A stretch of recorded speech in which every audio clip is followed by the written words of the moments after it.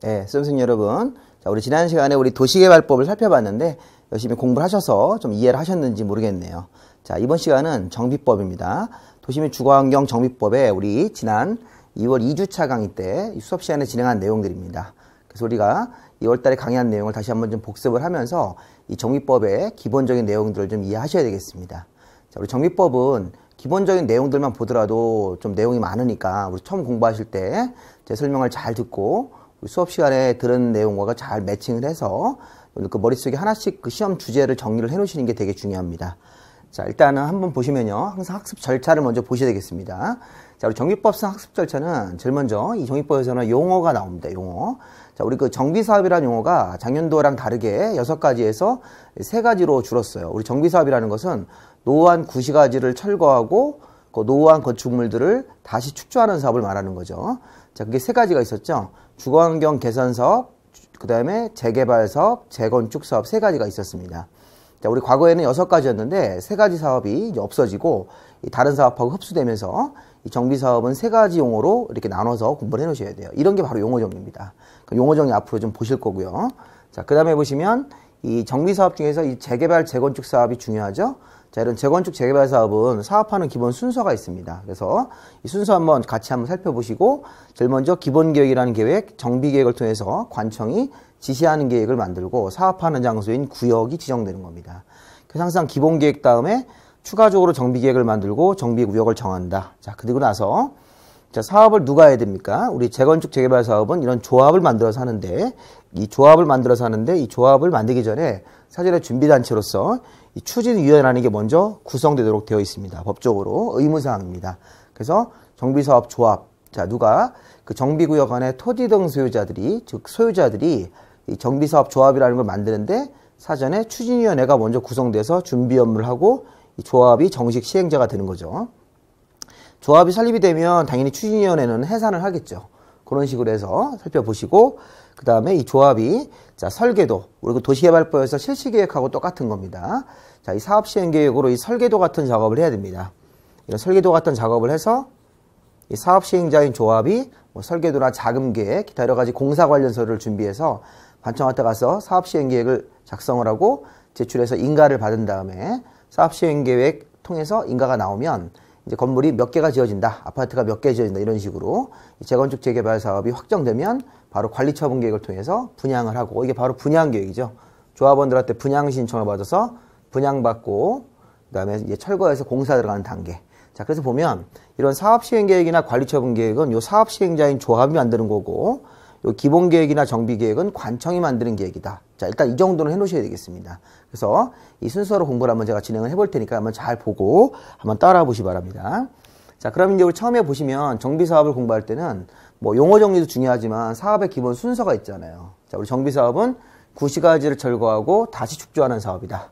자, 우리 실무적으로 기름 뉴타운이나 한남 뉴타운이라는 데가 재개발 사업을 크게 하는 지역들로 뉴타운을 생각하시면 되겠습니다. 자, 그리고 뭐 개포동의 우리 주공 재건축 사업. 자, 이렇게 우리가 재개발 재건축 사업을 나중에 공부를 하실 건데, 재개발 사업은 기반시설이, 정비 기반시설이 열악하고 노후 불량이 밀집한 지역. 우리가 기름 뉴타운, 한남 뉴타운은 뉴타운이라는 용어를 쓰지만 실질적으로 거기서 재개발 사업을 하는 겁니다. 자, 재개발 사업은 정비 기반시설이 열악하고 노후 불량이 밀집입니다. 자, 반면에 우리가 개포동 주공 재건축 같은 경우는 주공 재건축 아파트 하는 그 아파트 단지, 아파트는 낡았지만 노후불량한 공동주택이지만 주변의 기반시설은 양호한 지역들.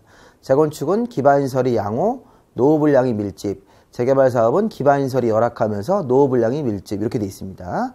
이따 용어 정리할 때 다시 한번 보실 거니까. 그래서 실무적으로 이런 뉴타운 사업하는 데는 주로 재개발 사업하는 거고, 이런 재건축 사업하는 이런 것들이 바로 이 정비사업의 핵심이라고 생각하시면 되겠습니다. 자, 그러면 이런 재개발, 재건축 사업은 어떤 절차로 진행을 하는 거냐? 자, 우선 기본계획을 관청이 수립을 해서 기본적인 지시를 하는 겁니다. 자, 우리 도시 전체에 대해서, 자, 우리 서울이면 서울특별시, 그 다음에 뭐 우리 인천이나 대전 같은 광역시면 광역시, 또 우리 부산, 뭐 광주 이런 대구 같은 데들, 그 다음에 자치시, 그 다음에 자치도지사, 시장님, 이렇게 5명입니다. 여기 군수가 들어가시면 안 되죠. 자, 우리나라에서는 각자 도시의 장들이 이렇게 지금 6명 있었는데, 우리나라에서 공법에서는 도시의 장이 6명인데 군수는 빼는 거예요. 군수를 빼고 그 5명의 관청들이 자기 도시에 대해서 재건축 재개발 사업을 어떤 식으로 하자 이렇게 지시하는 계획이 기본 계획이 되는 겁니다. 기본 계획은 서울시장님이 서울시 전체에 대해서 재개발 사업을 이런 방식으로 가자. 또 광주광역시장님이면 광주광역시장님, 뭐 대구광역시장이면 대구광역시장님이 자 이런 식으로 기본 계획을 도시 전체에 대해서 만드는 거예요. 수원이면 수원시장 같은 분들이 하시는 거고, 그럼 기본 계획이 나오면 다시 한번 정비계획이라는 계획을 추가적으로 한 번 더 만들게 되어 있습니다. 자, 우리 정비계획은요. 자, 우리 여기서 공부를 하실 때 이런 거 한번 좀 볼까요? 자, 정비계획은 자, 여기 특별시 광역시장님을 중심으로만 볼게요. 나머지 관청들은 일단 참고로 빼시고, 특별시 광역시 같은 경우는 이 정비계획은 누가 하는 것인 거냐면 구청장 등이 하는 거예요. 그래서 구청장이라고 생각하시면 되겠습니다. 구청장 같은 사람들이 정비계획을 만들어서 정비구역의 지정 고시자가 좀 밑으로 내려갔는데, 자, 구청장이 정비계획을 만들어서 정비구역을 정해달라고 신청을 넣는 겁니다. 우리 정비구역 지정은 누가 하는 거냐면 다시 특별시장님이나 광역시장님이 하게 돼 있죠. 이렇게. 자, 일단 이렇게 생각하시면 되겠습니다. 자, 이따 또 공부를 하실 거지만 이건 중요한 부분이니까 다시 한번 잘 보세요. 자, 우리 서울시장님이나 광역시장님이 기본계획을 만들어서 기본적인 사항들을 지시해요. 도시 전체적으로 재개발 사업은 이렇게 하자. 이게 재개발 기본계획입니다. 그러면 구청장 같은 분들이 정비계획을 만들어서 다시 이거를 특광한테 이렇게 올리게 돼 있습니다. 이렇게 올리면 특별시 광역시장님이 정비계획을 검토해서 잘 돼 있으면 최종적으로 정비구역을 정하는 거죠. 이렇게 해서 정비구역이 정해지고 고시로 발표가 나오면 사업을 진행할 수 있는 겁니다. 자, 그러면 사업 진행을 할 때는 정비구역 정해지고 나면 자, 일단 조합이라는 걸 설립하죠. 자, 조합은 누가 하는 거냐면 토지 등소유자들이 하는 거예요. 토지 소유자가 아니라 토지 등소유자들이 조합을 설립하는데, 조합 설립하기 전에 추진위원회를 먼저 만들어서 이 추진위원회가 의무입니다. 의무. 법적으로 추진위원회를 조합을 설립하기 전에 추진위원회를 구성을 해야 한다. 준비 업무를 열심히 해서 조합이라는 단체가 설립이 되는 거죠. 자, 우리 조합은 이제 법인으로 설립이 되기 때문에, 자, 그럼 우리 여기까지를 편의상 준비 단계라고 합니다. 그래서 기본계획, 정비계획, 정비구역의 지정, 그 다음에 추진위원회를 만들고 조합이 설립돼서 이 조합이 사업 시행자로 딱 결정되면, 그러면 준비 단계가 끝난 겁니다. 그럼 준비 단계 끝나면 이 조합이 사업 시행 계획의 인가 절차. 자, 사업 시행 계획에다가 우리가 이 설계도와 자금 계획이 들어가는 거죠. 설계도. 그 다음에 자금 계획 같은 것들을 이 사업 시행 계획에다 넣어서 이런 설계도 같은 작업을 하게 되어 있습니다. 그러면 자, 우리 아파트가 1,500개를 지을 거다. 자, 만약에 여기서 우리 조합원이 뭐 100명이다. 조합원이 100명인데 우리 아파트 설계도상 1,500개가 지어진다. 그럼 1,500개 지어진다는 것 자체가 사업시행 계획에서 확정이 되는 거죠. 사업시행 계획으로. 자, 그런 식으로 확정이 돼서 이 평수 같은 것들도 뭐 30평대가 몇 프로, 20평대가 몇 프로, 뭐 40평대가 몇 프로 이런 게 사업시행 계획으로 결정되면서 공사를 어떻게 하겠다는 계획이 사업시행 계획입니다. 그러면 이 조합원이 예를 들어서 뭐 조합원이 여기 1,000명이 있었는데 조합원이 1,000명이 있었다. 그리고 여기 설계도 같은 것들에서 뭐 아파트 1,500개가 지어진다. 이렇게. 그러면 이런 식으로 이제 조합은 이제 아파트 하나씩 받아가는 거. 이게 바로 이제 관리처분 계획으로 받는 거죠. 여기 보시면 이 분양 공고, 분양 신청. 사실 이제 분양 공고하고 분양 통지까지 들어가야 되는데 조합이 조합원들한테 편지를 통지해서 분양 신청 기간을 알려주고 일정한 기간 안에 분양 신청을 받아서 이제 조합원들이 1,000명이 분양 신청을 하는 사람도 있고 안 하는 사람도 있겠죠. 그런 것들을 잘 구별하고 또 분양 신청한 사람들은 몇 평대를 신청할 거냐 이런 게 또 나와야 됩니다. 그래서 어떤 분들은 24평대, 어떤 분들은 30평대, 어떤 분들은 또 40평대를 원하는 조합원도 있으니까 그런 거를 요 분양 신청 기간 동안 받아주고 그 다음에 관리처분 계획으로 들어가서 아파트 이 분양을 확정하는 겁니다. 몇 평대 확정하고 그 다음에 관리처분 계획 인가 신청 들어가서 뭐 동호수 추첨까지 끝나가지고 이제 몇 동 몇 호까지 확정이 되는 거죠. 그래서 관리처분 계획으로 몇 평대 몇 동 몇 호 확정하고 그 다음에 추가 분담금도 확정이 되면서 관리처분 계획 관청한테 인가받고 철거해서 공사합니다. 공사 끝나면 소유권 이전 고시로 이제 새 아파트를 분양을 받는 것이죠. 자, 이때 중요한 거 소유권 이전 고시 다음날 효력 발생. 자, 새 아파트를 취득하는 것은 이 법률의 규정으로 이 다음 날에 효력을 취득을 합니다. 새 아파트를 취득하는 효력은 효력 발생일도 좀 잘 생각을 해보셔야 되겠습니다. 그러니까 우리가 이제 여기 사업 시행 계획 단계는 2단계. 자, 공사 설계도가 나오는 단계. 이 앞에 있는 것들은 다 준비 단계. 그다음에 관리처분 계획이라는 게 분양을 받는 단계. 분양을 받아서 자, 철거해서 공사해가지고 우리가 이제 입주하는 단계 이렇게 이런 식으로 진행을 해야 됩니다. 여러분들 공부를 하실 때, 자, 분양 공고, 분양 통지가 먼저 있고, 그 다음에 두 번째가 분양 신청을 받는 거예요. 그 다음에 세 번째 관리처분기구로 가서 네 번째 철거가 들어가는 겁니다. 이런 순서도 한번 잘 보시는 것도 중요한 부분입니다. 이 부분만 빼가지고 따로 공부를 할 수도 있습니다. 자, 제가 지금 한 거는 이 재건축 재개발 사업에 대한 전체적인 흐름을 보신 거예요. 자, 이 흐름을 이해하셔야지 이제 강론으로 들어가서 세부적인 내용들을 살펴볼 수 있습니다. 자, 그러면 이제 다음에 보십시오. 네, 요거는 아까 보신 거고. 자, 이제 바로 이제 용어 정리부터 들어가 볼까요? 용어 정리. 자, 정비법상 기본계획 공부하기 전에 용어. 자, 우리 정비사업은, 자, 정비구역 안에서 정비기반시설, 도로, 공원, 상하수 같은 정비기반시설을 정비하거나 주택 등의 건물을, 노후한 건물을 개량하는 다음의 사업이다. 자, 핵심은 정비사업이라는 것은 세 가지 사업으로 구분되어 있습니다. 주거환경 개선사업, 요 개선자가 들어가면 경제적으로 어려우신 분들, 저소득층들이 사는 지역이라고 보셔야 되겠습니다. 자, 주거환경 개선사업은 특징이 저소득 주민들, 왜냐하면 개선이기 때문에 아주 상태가 안 좋은 겁니다. 쉽게 얘기하면 뭐 달동네 같은 것들이죠. 경제적으로 굉장히 어려움이 있으신 분들, 이 저소득 주민들이 집단적으로 거주하고, 그 다음에 정비 기반시설이 극히 열악하고, 자, 우리 기반시설이 극히 열악하네요. 뭐 도로라든가 공원 같은 것들이 극히 열악하면서 또 노후한 건축물들이 과도하게 밀집되어 있다. 그런 데서는 주거환경 개선 사업을 하는 거예요. 자, 처음에 우리 개념 잡으실 때는 주거환경 개선 그러면 저소득층들 이렇게만 딱 개념을 잡으셔도 좋을 것 같습니다. 자, 그 다음에 하나가 더 있네요. 주거환경 개선 사업은 단독이나 다세대가 밀집한 지역에서 여기 보시면 정비기반시설 등을 관청들이 들어와서 뭐 시장문수 같은 분들이 들어와서 확충해주고, 자, 낡은 주거환경을 보존하면서 정비 개량한다. 자, 이게 중요한 말이 하나 나왔어요. 자, 이 보존이란 말이 리모델링과 유사하게 고쳐주는 방식이라는 거죠. 자, 넘어갔네요. 자, 주거환경 개선 사업에는 첫 번째, 두 번째 이렇게 두 가지 사업이 들어가 있다는 거예요.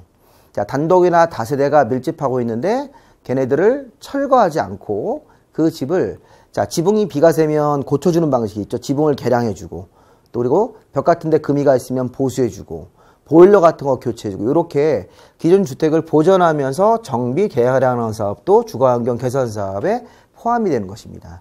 자, 우리 혹시 작년도 공부하신 분들은 요 두 번째 사업이 작년도에는 주거환경 관리 사업이란 말 썼었는데, 주거환경 개선 사업으로 이렇게 흡수 통합이 됐습니다. 그래서 주거환경 개선 사업은 이렇게 저소득층들이 사는 지역도 있고, 낡은 주거환경을 보존하면서 정비하는 사업도 있고, 자, 보존하기 때문에 철거하지 않는 방식도 있겠네요. 주거환경 개선 사업은 그런 방식도 가능하다는 사실을 잘 좀 기억을 좀 해주시면 되겠습니다. 자, 그 다음에 이제 재개발 사업으로 가보시면요. 재개발 사업은, 자, 저소득이라는 말은 없으니까요. 그냥 우리가 중산층들이 사는 지역입니다. 자, 중산층들이 사는 지역으로서, 자, 정비 기반시설이 열악하면서, 자, 노후불량한 건축물들이 밀집한 지역이다. 이렇게 우리가 의미를 부여할 수 있습니다.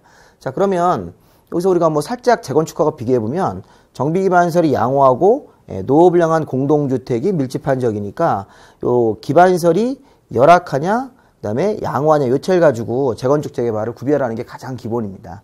그래서 정비 기반시설이 열악하면서 노후불량한 건축물들이 밀집해 있을 때는 재개발, 정비 기반시설이 양호하고 노후불량한 공동주택이 밀집한 지역에서는 주거환경 개선 같은 걸 할 때 우리가 재건축 사업으로 진행을 하게 되어 있습니다.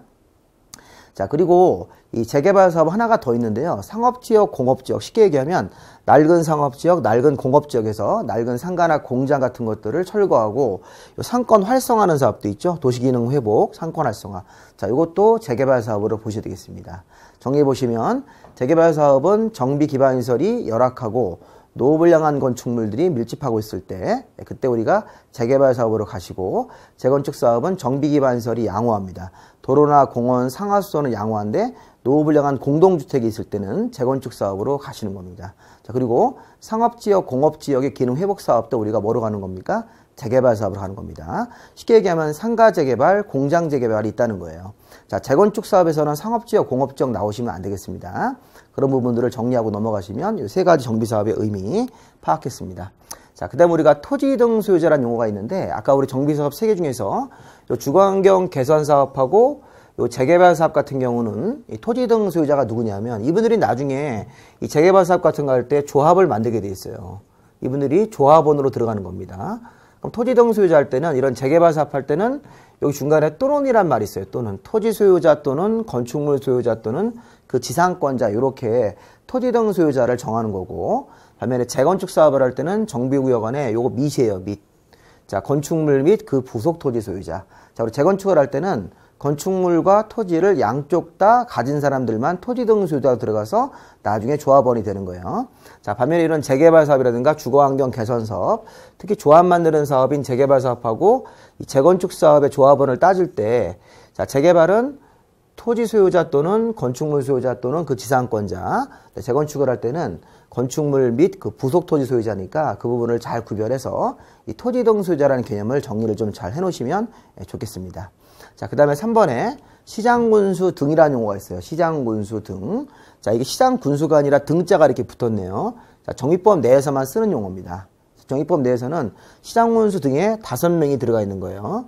자, 우리 세종특별자치시장, 특별자치도지사, 시장군수, 구청장 이렇게 들어가게 되어 있습니다. 그래서 앞으로 우리가 그 시장군수 등 그러면 5명을 말하는 거죠. 그런데 시험 문제에서는 주로 이제 시장군수, 구청장을 많이 다루기 때문에 앞으로 시장군수 등 그러면 여기 5명을 포함한 시장군수, 구청장이다 이렇게 기본 개념을 좀 잡으시면 좋겠습니다.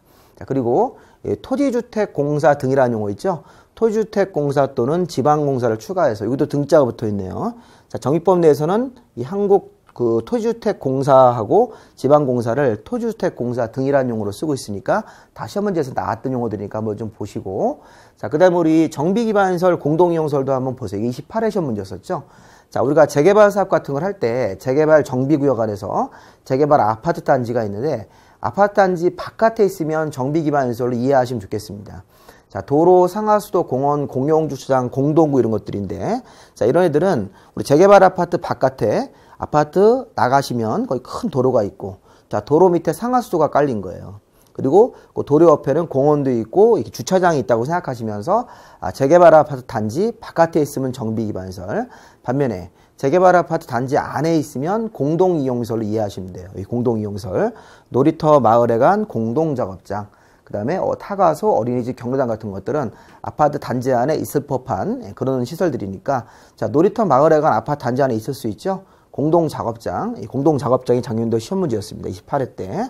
자, 공동작업장은 정비기반시설이 아니라 공동이용시설이다. 아파트 단지 안에 있을 수 있으니까 타가소, 어린이집, 경로당 이렇게까지 한번 정리를 하시면 되겠습니다. 자, 일단 여기까지 보시고 두 번째 테마는 잠시 쉬었다가 우리가 가는 걸로 하겠습니다. 자, 수고하셨습니다.